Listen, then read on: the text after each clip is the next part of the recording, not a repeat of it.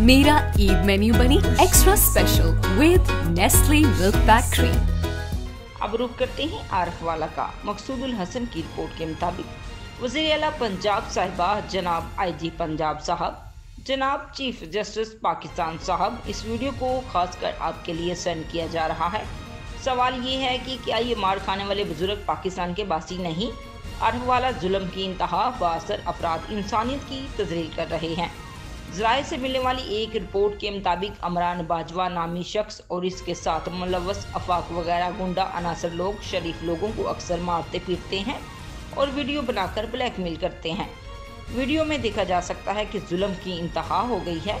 ज़राए के मुताबिक असल हक़ाइक़ ये हैं कि अमरान बाजवा के साथ जो अफाक नामी शख्स है उसने कुछ धंधा करने वाली मुबैना औरतें रखी हुई हैं जो कि लोगों को बड़गलाकर अपने पास बुलवाती हैं और इन पर झूठे मुकदमे दर्ज करवा देती हैं, जिनके केसेस अमरान बाजवा हैंडल करता है। जो लोगों को ब्लैकमेल करके पैसे बटोरते हैं, इनका बहुत बड़ा ग्रोह है जो इस काम में मुलव्वस है। लिहाजा ये वीडियो देखें और इस पूरे मामले पर फिलफोर एक्शन लिया जाए। वीडियो में मार खाने वाले लोग कबीरवाला के हैं। ऐसे कई लोगों को इस धंधा करने वाले ग्रोह ने लूटा हुआ है।